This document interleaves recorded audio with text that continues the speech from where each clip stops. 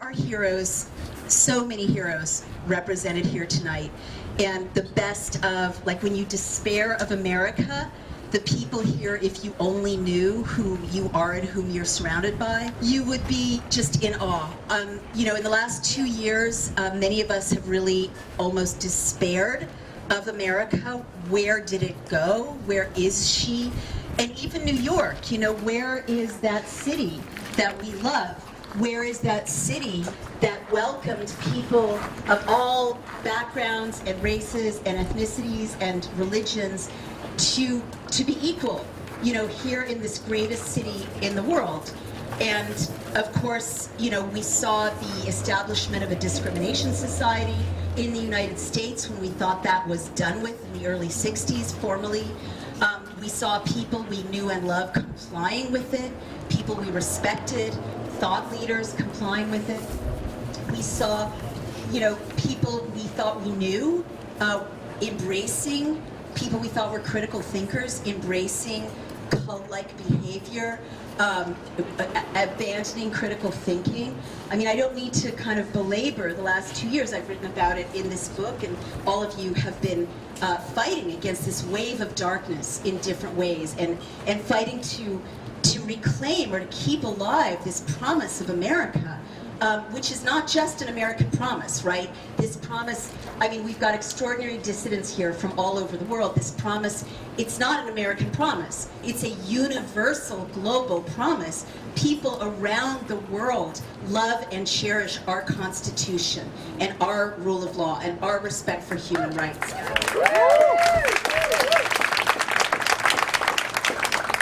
The changes in England today showed us that with the movement of Boris, whether he goes now, whether he goes, I don't care what anyone, people from all over the world have been writing me today to say, well, what is your opinion, Paul?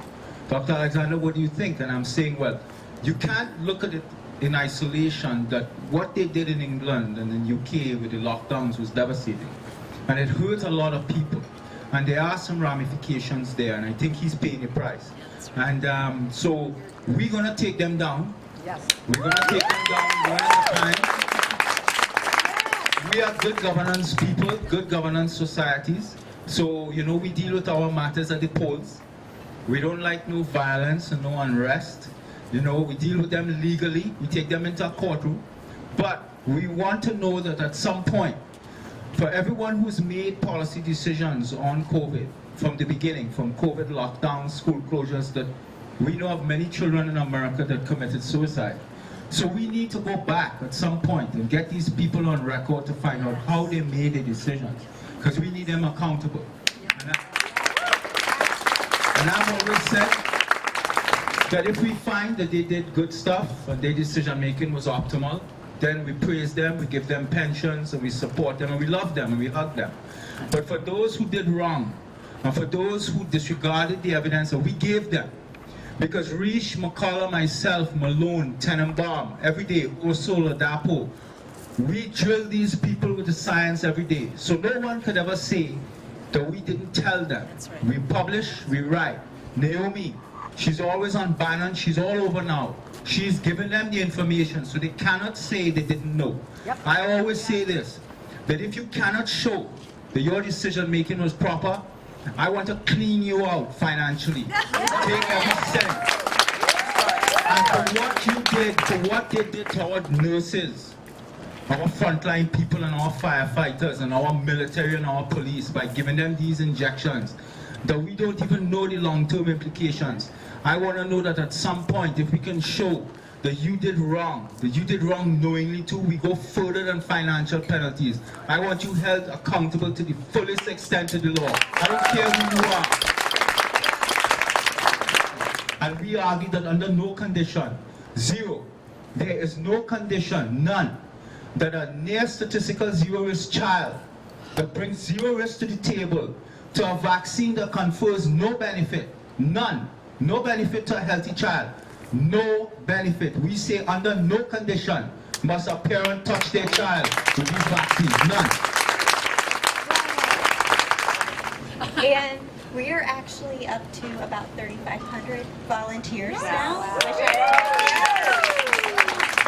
yes, What they do is they dig into the Pfizer documents and they actually do the findings that are in the Pfizer documents. So they dig out all those nuggets that we all wonder what's in there, and they submit them into a findings database we have.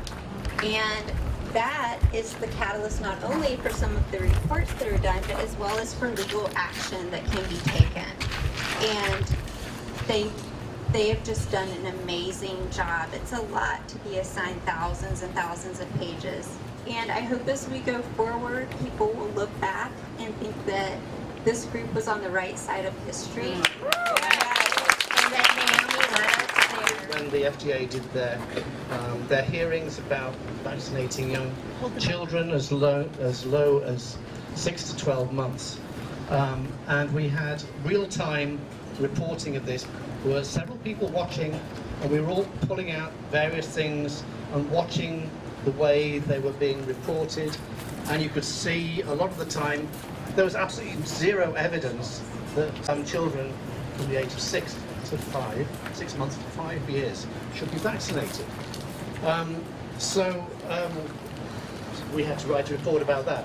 But the great thing is there's so many people involved, everyone picked up something different, and we were able to produce a full report for Naomi. But that's all from me. All right. Impact around the world. And now Brook Jackson, please come up and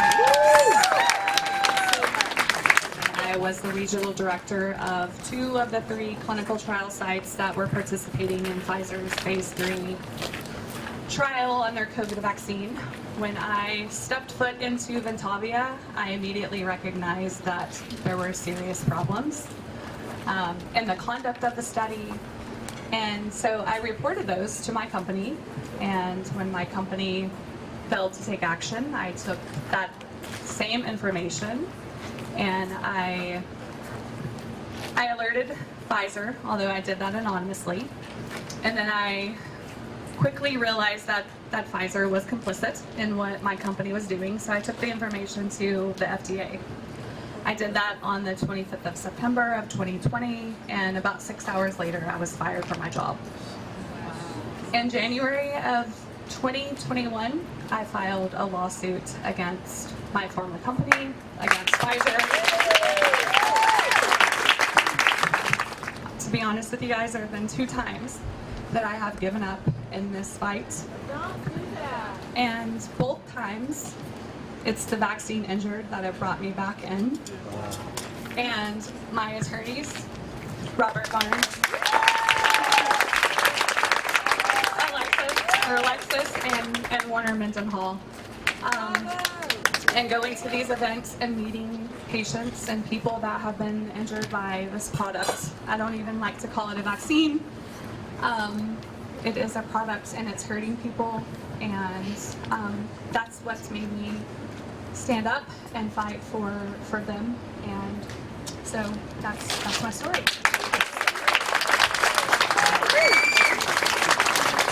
It's stunning to know that so many people are in this fight, because for me, I'm sitting in front of a camera or a computer, and I know that some of the stuff that I talk about gets out there, but you don't really know that emotionally, psychologically, until you actually meet people in person. And that's what this is all about, that we've been kept from meeting people in person for 2 years, and it's made us into sub-people in that respect, and we need to come back from that and move on from that. Now, I have a couple things to say, but first, before I start, I want to talk a little bit about the memory of Dr. Zev Zelenko, who passed last week. Dr. Zelenko was an icon to me, that he, being what he called himself, the simple country doctor, nevertheless figured out methods for treating COVID in its early stages for outpatients. And for that, he was ridiculed and worse. For the reason was that, not that what he said wasn't true, what he said was that it was completely true, and his experiences were real and true, but because he interfered with the economics of what this pandemic has been about. And the pandemic has not been about public health, it's been about the economics of selling massive amounts of a product that whether it works or not is irrelevant. What matters is that it sells. And so that's what he was up against. Now, I want to say something about Naomi's book. Naomi. So if there are two books that are the crucial books of the pandemic, there are a lot of books that are good and important, but there are two books that are, I think, are the definitive stories of this pandemic. One is Bobby Kennedy's book on Fauci and Gates. Yeah. And the other is Naomi's book. I'm a firefighter. I would have celebrated 14 years in the fire department here in the city in July. Can I get the first responders that are here also to say because no person is an island, right? And I wouldn't be able to have this drink first and foremost without my partner Tommy, and then the rest of the crew of Bravest for Choice that have kept me sane during these trying times. So I've always served my community. So then now to then be told, because I made a choice about my body in a city that loves to say, my body, my choice, it doesn't make sense to me. But I will continue this fight, even though it's a hard fight, because I know that I can do hard things. They want you to think that you're standing alone. But look around. This has been the silver lining of this whole pandemic, or whatever you want to call it, and how they dealt with it. I'm a working class person, and I will continue to fight for my peers and for anyone who's not brave enough yet to fight for themselves. Thank you so much, Naomi. It is scary sometimes to be a single mom and responsible for little kids. But we were lucky enough to live opposite Squad 18. And I know every time I say this, I tear up. But I never felt that we weren't safe because the firefighters were across the street. And that meant so much to me. And I knew that if we were ever in trouble, you guys would save us and protect us. And so we need to save you and protect you. So thank you for all you do. Thank you. And I'm going to say this because you're too polite to say it, but they need money to pay their legal bills and to pay their lawyers and to fight this fight. And so if you are moved by this, you please send support to them at bravestforchoice.org, and all that money, like we said, is going to our lawsuits, and we have 3 in play right now. So thank you. We're really in the battle of all battles. This is a spiritual battle. This is a battle where you have no choice but to dig deep. So every nurse, every teacher, every doctor, every fireman, every individual, every person that's just standing up for what's right, they're saying that we're going to wipe you out. We're going to take everything from you. That's why I just love this moment, that my grandkids will get up when I'm in that rocking chair and say, hey, the reason why we can go and play basketball, the reason why we can love each other, the reason why we can breathe, the reason why we can be human is because all of these people, including my grandfather, stood up for humanity. That's essential.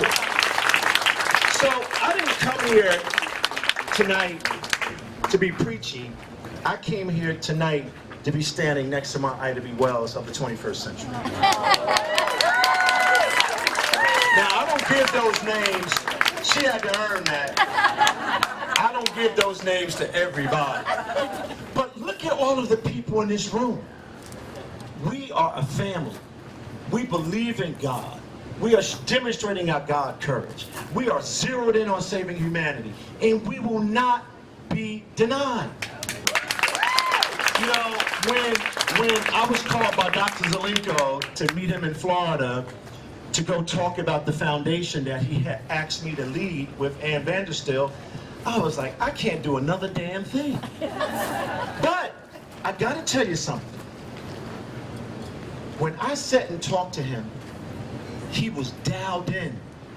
I mean, even though he knew, even though he felt it that he might not be here, he was dialed in. He was singular focused on what do we do to spread the truth like a mantra?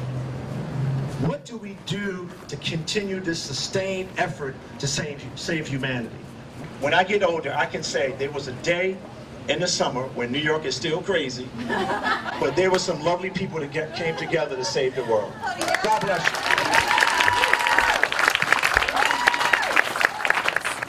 was just at Monticello.